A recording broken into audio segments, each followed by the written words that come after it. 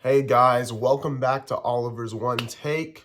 Let's get straight into it. I want to talk about the Los Angeles Clippers, and maybe Kawhi Leonard in particular. Now, Kawhi is one of my favorite players going back to basically 2014. So I guess that's been 10 years, and I've just loved how he's played so efficient on the offensive end, and then, of course, defensively, he's always been a beast. Even though since his recent injuries, he's lost a step, but nevertheless, he's still one of my favorite players in the league. Probably one of my top 5 players in the league. But I think we've come to the point. It's not really a revelation to say this, but he's not a top 5 player in the regular season.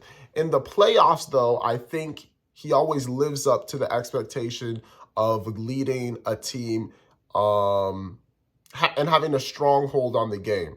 So let's talk about where Kawhi is in the season and what are our expectations of the Los Angeles Clippers. Okay. I don't have any notes. So when I think about this, after that 6-game deficit, going 0-6 when they traded for James Harden, it was looking rough. But since that, remember they went on that 9-game winning streak, and that kind of dug them out of that hole and put them right back in contention. And then they lost to OKC when Kawhi Leonard was out. Or Kawhi Leonard had like a minor hip injury. So it tells me that when Kawhi's healthy, the Clippers, I would say, have a chance to go all the way. They have all the necessary components. They have their big in Ivica Zubac.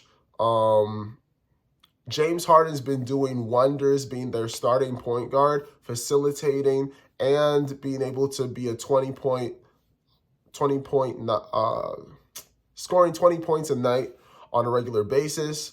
And I think that's a great role for him to be in, especially when it comes to playoff time. He doesn't have as much of the responsibility or pressure that maybe he'd normally have. That pressure is delegated to the likes of Kawhi Leonard, a two-time Finals MVP and a 2-time champion.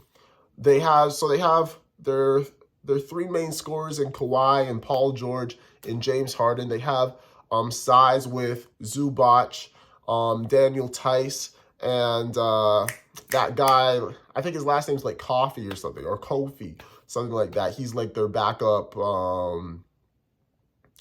small forward. And then, they still have Terrence Mann. Terrence Mann, I think, is their starting power forward. They have Norman Powell, who's a spark plug off the bench, and can give you solid numbers each and every night, probably averaging around 15 points. And overall, they have star power, they have depth, they have defense, they have offense. They space the floor really well, and they can give anyone a run for their money when healthy. Now, Kawhi has played, I'd say, 95% of the games this season. However, but it's only been about 30% of the season. So I think as time goes on, we're going to see his usage come a bit down. It's just so hard to tell, man, especially because obviously we don't want to see Kawhi injured anymore. He's just what he's done to the game in a good way, in a positive aspect. We just look forward to seeing Kawhi go head-to-head with the stars of other teams, especially when Kawhi went head-to-head with KD last year in the first round. Kawhi scoring 38 on KD's head, dominating both offensively and defensively. It was a masterpiece. So we know what the Clippers are capable of. We just want to see it all come together. Now, let's say that Kawhi Leonard is out. What's gonna happen? It seems like in all the games that Kawhi has been out this season, it really becomes a team it's always a team effort, but it really becomes a team effort where everyone seems to try to band together. I'm not worried about that in the regular season. I think they'll maintain position, but that does worry me a little bit in the finals, especially since Russell Westbrook isn't the player that he used to be. But he does have the ability to maintain intensity. Somehow I think with Russell Westbrook's